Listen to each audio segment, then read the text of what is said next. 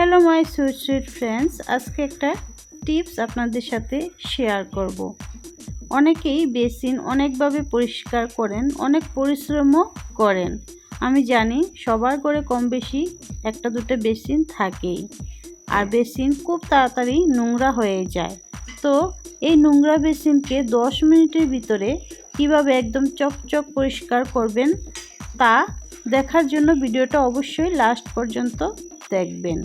মাত্র একটা উপকরণে, একটা জিনিসেই আপনার বেসিন হয়ে উঠবে একদম পরিষ্কার, আয়নার মতো ঝকঝক করবে আপনার এই বেসিন। তো কি সেটা দেখে নিন। মাত্র একটা উপকরণ দিয়ে ভাবছেন কি করে সম্ভব? হ্যাঁ, অবশ্যই সম্ভব। আপনারা দেখতে থাকেন ভিডিওটা। তো দেখতেই পাচ্ছেন আমি হারপিক নিয়েছি।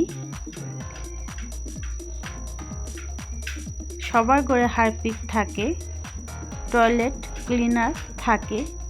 তো এটা দিয়েই আপনি আপনার বেসিনকে একদম ঝকঝক পরিষ্কার করে নিতে পারেন। তো আমি হারপিককে খুব সুন্দর করে পুরো বেসিনে লাগিয়ে 10 মিনিট রেখে দেব। 10 মিনিট পর দেখবেন হারপিকের কামাল।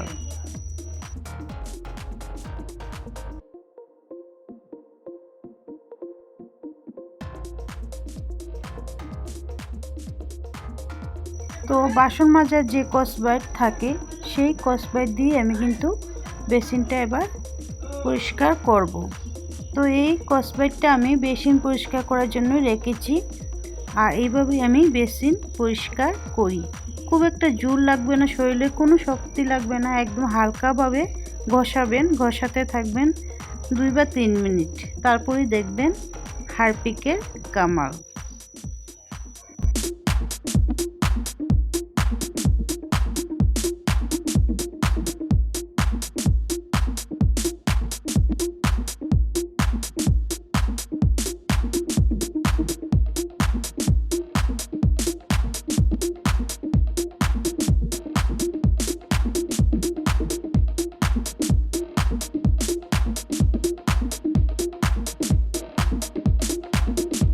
তো দেখতেই পাচ্ছেন বন্ধুরা, পরিষ্কার হয়ে গেছে একদম বেসিন।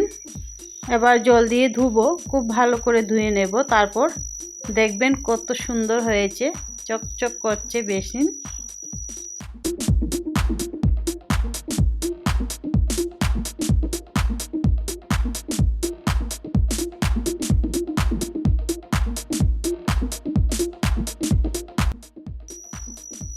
দেখতেই পাচ্ছেন কত পরিষ্কার হয়ে গেছে বেসিন, আর বেসিনের ট্যাপটাও কিন্তু একদম ঝকঝক করছে। তো অনেকেই জানেন না এই টিপসটা, অনেকেই অনেক কিছু ইউজ করেন বেসিনটা পরিষ্কার করার জন্য। তো আজ থেকে আর অন্য কিছু ইউজ করবেন না, হারপিক দিয়ে আপনি আপনার বেসিনকে একদম পরিষ্কার করে নেন, সুন্দর করে নেন। আর বেসিন যত ঝকঝক পরিষ্কার সুন্দর থাকবে ততই ভালো লাগবে। তো দেখুন আমার বেসিন একদম পরিষ্কার হয়ে গেছে। তো বন্ধুরা, ভিডিওটা যদি ভালো লাগে অবশ্যই শেয়ার করে দেবেন, একটা লাইক করবেন, কমেন্ট করে জানাবেন। চ্যানেলে নতুন হলে চ্যানেলটা সাবস্ক্রাইব করে আমাকে সাপোর্ট করবেন।